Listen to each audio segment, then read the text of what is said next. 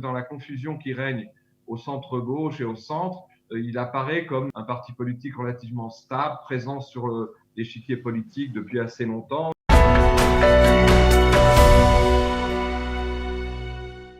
50 jours avant les élections du 23 mars prochain, les élections législatives pour la Knesset, et nous allons faire un tour d'horizon de la campagne électorale comme chaque lundi.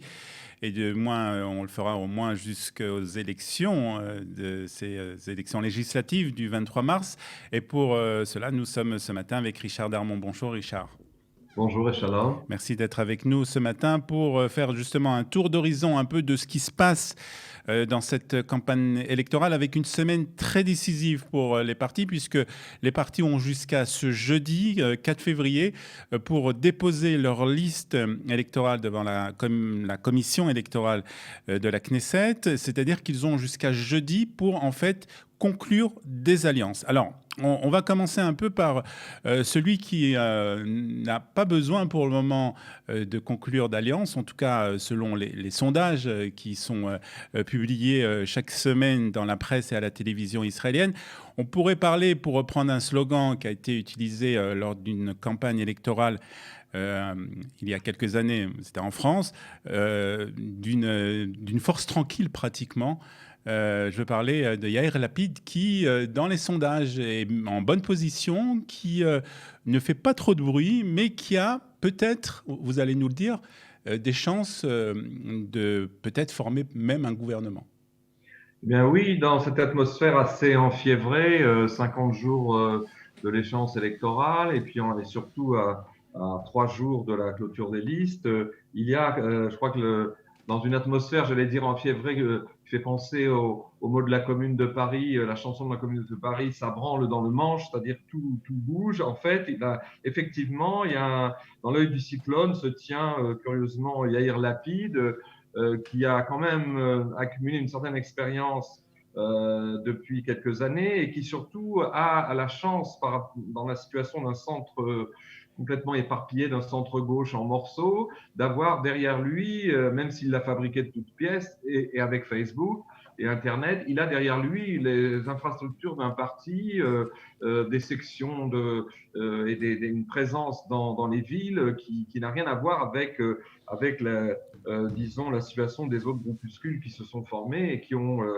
voulu le concurrencer. Et donc, oui, c'est une force tranquille. Et les sondages, un sondage d'ailleurs qui a été recoupé par d'autres résultats, donne en fait, d'après, donc évidemment c'est très très court, mais donne la possibilité à Bennett d'atteindre 64 sièges dans sa coalition, une coalition anti-Netanyahou pour former un gouvernement avec donc les députés présumé du parti de Gideon Sa'ar, de Benjamin Bennett, Naftali Bennett, de Lieberman, et peut-être aussi du Parti travailliste et de Meretz, et aussi de Carol Velavan du Parti bleu et blanc. Donc on aurait une sorte de coalition hétéroclite, mais qui placerait Lapid finalement dans un moment assez spécial de sa carrière, dans la mesure où il n'a jamais été en position aussi avantageuse. Alors peut-être que c'est pas tant parce que le programme de son parti tout d'un coup trouve grâce aux yeux de beaucoup d'électeurs, c'est parce que dans la confusion qui règne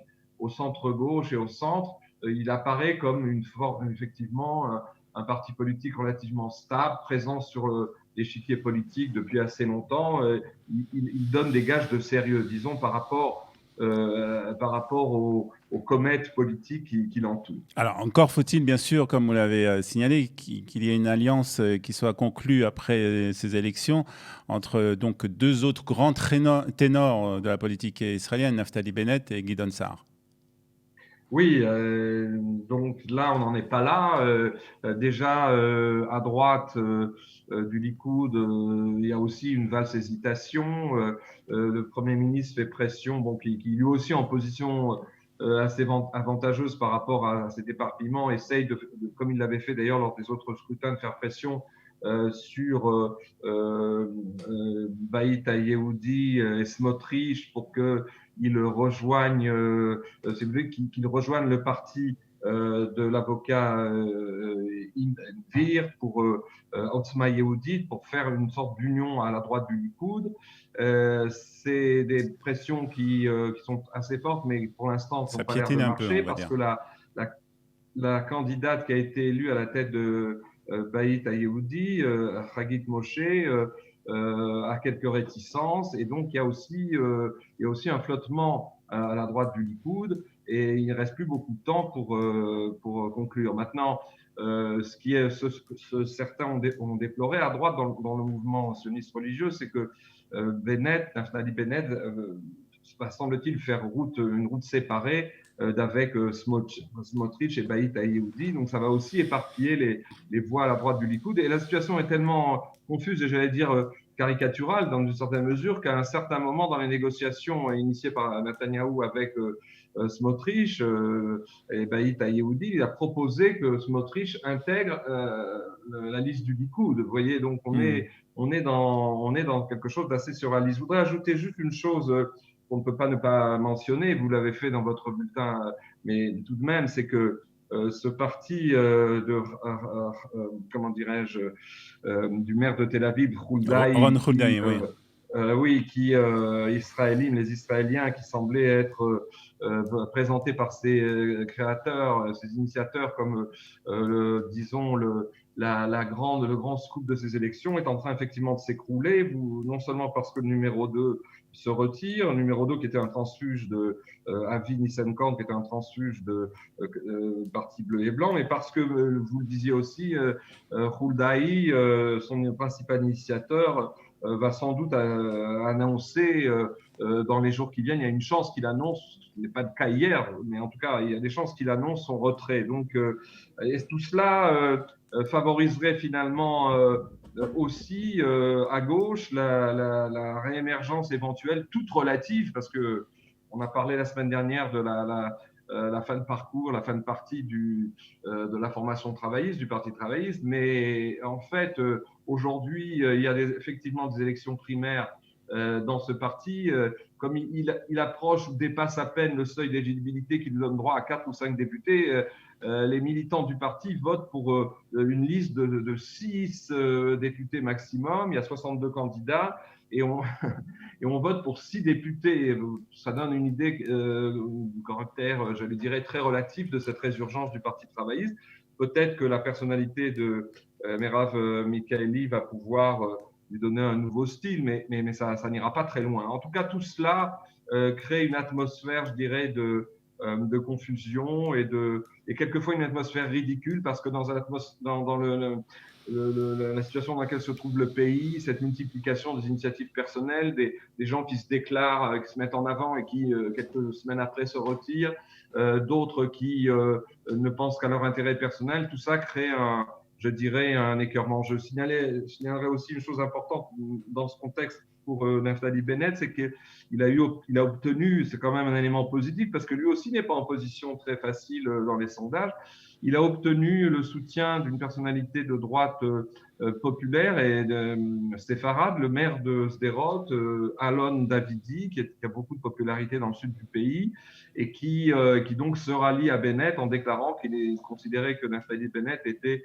le seul candidat au poste de Premier ministre susceptible de non seulement former un gouvernement, mais de combattre et de lutter efficacement contre le coronavirus. Donc, vous voyez, on est dans une quatrième campagne électorale en 2 ans, dans une confusion paroxystique.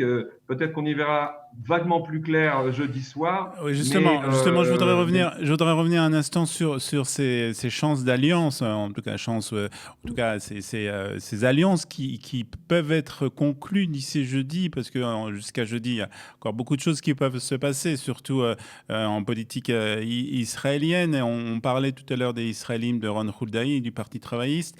Est-ce que vous pensez qu'il y a une chance peut-être que Ron Huldaï rejoigne le Parti travailliste? Et surtout, est-ce que le Parti travailliste était intéressé par cette alliance avec le Parti des Israéliens? Oui, car dès qu'elle a été élue à la tête du Parti travailliste la semaine dernière, Michaeli a tout de suite dit qu'elle entamait des discussions avec le parti de Huldaï pour pour placer, enfin faire entrer d'une certaine manière, faire rentrer la liste de Hulday faire une union de liste, mais qui serait dirigée par elle et par le Parti travailliste. Or, l'affaiblissement très grave qu'on a noté hier confirme l'idée que si union il y a, elle se placera sous l'égide du Parti travailliste et de sa nouvelle présidente.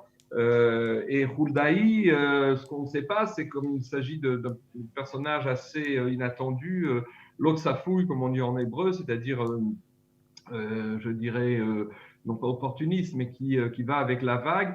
On est partagé entre le fait de prévoir que, comme il a donné hier un accent de fermeté en disant qu'il ne laissait pas tomber le manche de sa tentative, donc il pourrait très bien, au moins pour sauver les meubles, se rallier au Parti travailliste et se retrouver à la Knesset, mais on pourrait aussi penser que son côté inattendu va peut-être aussi le pousser à déclarer que tout ça l'agace beaucoup et qu'il reste dans la certitude de son fauteuil de maire de Tel Aviv. Et donc, on ne peut pas, je vous faire un pronostic, ça serait très difficile parce que ce personnage est un petit peu, je ne sais pas comparé à Trump, mais il a quand même une impulsivité qui est imprévisible, si vous voulez. Ah ouais. Donc, c'est assez difficile Mais en tout cas, s'il y a une union quelque part et s'il reste un squelette de ce parti à peine mort-né, les Israélites, eh bien, ils se rallieront au Parti travailliste sous l'égide de Mikhaïl. Un dernier mot pour parler de Benjamin Netanyahou et surtout on en a parlé donc de la situation à droite où là aussi il y a beaucoup de difficultés à arriver à une union. Si on n'arrive pas à une union, est-ce que Benjamin Netanyahou a des raisons de s'inquiéter pour rester à la tête du gouvernement après le 23 mars prochain? Écoutez, au plan mathématique, des sondages confirment qu'il se dessine un front anti-Netanyahou un peu hétéroclite. Il faudra tester la volonté réaffirmée et de Sa'ar, qui m'apparaît assez ferme dans ce domaine, et aussi de Naftali Bennett, de ne pas aller rejoindre la droite pour former un nouveau gouvernement, c'est-à-dire de ne pas gouverner avec Netanyahou. Donc ça, c'est un sujet d'inquiétude. Le sujet l'autre aspect de ces chiffres, qui sont ce qu'ils sont pour l'instant, est très très volatile dans la situation israélienne. N'importe quel événement ou tournant pourrait changer les choses. Mais ce qui pourrait rassurer Netanyahou malgré tout, c'est que on ne voit pas comment, si les sondages se confirment et que le Likoud dépasse les 30 sièges ou atteint les 30 sièges, on voit difficilement le président de l'État, Rivlin, confier à un parti qui n'a que 15 ou 16 députés, le fait de former un gouvernement. Mais peut-être que ça se passera aussi parce que la situation dans laquelle nous sommes est totalement inédite. 4 élections en 2 ans, une pandémie catastrophique, une situation économique noire. Et donc, il n'est pas exclu que ce qui ne se serait jamais fait dans une autre situation se fasse, après le 23 mars. Et donc, cette carte qu'a Netanyahou de rester avec le Likoud, le parti le plus fort, c'est une carte à double tranchant. Richard Darmon, on continuera à décrypter cette campagne électorale donc, avec vous tous les lundis jusqu'au moins 23 mars prochain. Merci en tout cas d'avoir été ce matin avec nous, Richard. Merci et bonne journée.